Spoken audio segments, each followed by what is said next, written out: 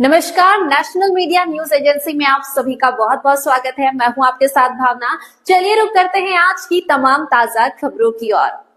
श्री परमहंस आश्रम बहिरादेव में श्री नारद जी महाराज का भव्य स्वागत।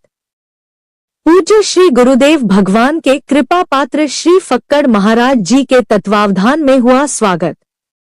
विश्व गुरु विश्व गौरव से सम्मानित कालजयी धर्म शास्त्र यथार्थ गीता के प्रणेता समय के तत्व दृष्टा महापुरुष अनंत विभूषित करुणा निधान परमहंस स्वामी श्री अड़गड़ानंद जी महाराज के कृपा पात्र शिष्य श्री नारद जी महाराज का श्री परमहंस आश्रम बहिरादेव में भव्य स्वागत हुआ। इस आश्रम के पूज्य श्री गुरुदेव भगवान के कृपा पात्र शिष्य श्री फक्कड़ महाराज के तत्वावधान में उनका भव्य नव्य स्वागत हुआ। ज्ञातव्य हो कि श्री फक्कड़ महाराज जी को यहाँ पूज्य श्री गुरुदेव भगवान के आदेश का पालन करते हुए 1 वर्ष हो गए, जिसके दृष्टिगत यथार्थ गीता पाठ व विशाल भंडारे का आयोजन हुआ। श्री नारद महाराज जी ने बताया कि यथार्थ गीता मानव मात्र का एकमात्र मजहब मुक्त धर्म शास्त्र है।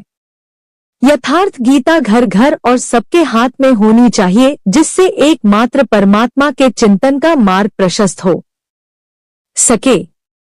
आइए उन्होंने क्या कुछ कहा जानते हैं। कैमरामैन राजेश तिवारी के साथ वरिष्ठ पत्रकार एवं चिंतक बांकेलाल निषाद प्रणव की रिपोर्ट।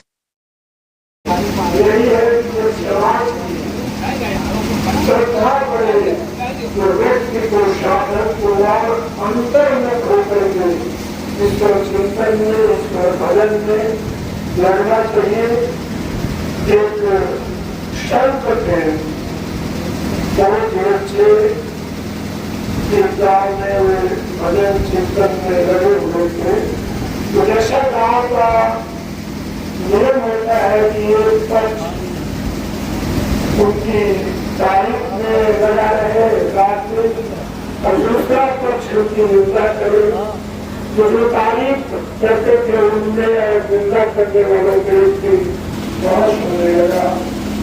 यहाँ तक की झगड़ा होने का मौका आ गया। तो दोनों पक्ष जो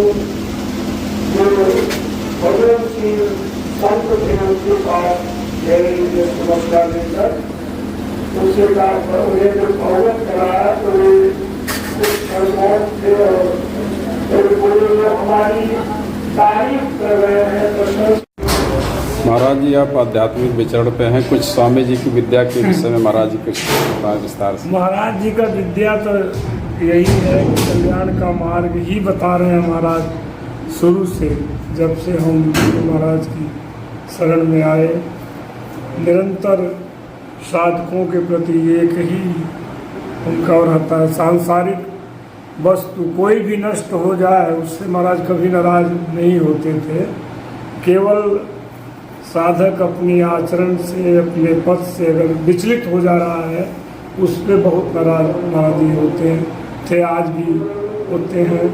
इसलिए सभी साधकों को केवल भजन का निर्देश है और सबको महाराज दिन रात वही बता रहे हैं सभी भक्तों को कि किसी 2-2.5 अक्षर के नाम का जाप मानव जीवन जिसके लिए मिला है।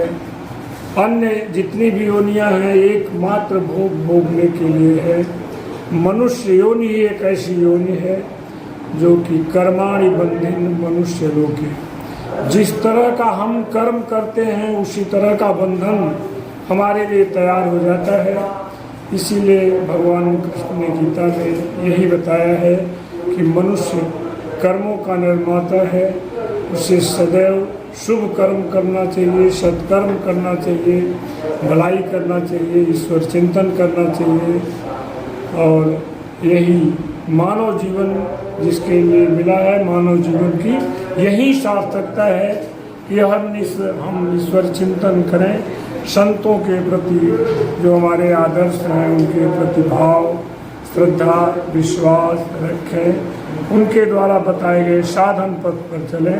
यही हमारे पूज्य गुरुदेव भगवान का आदेश है। गुरु गुरुदेव भगवान की जय।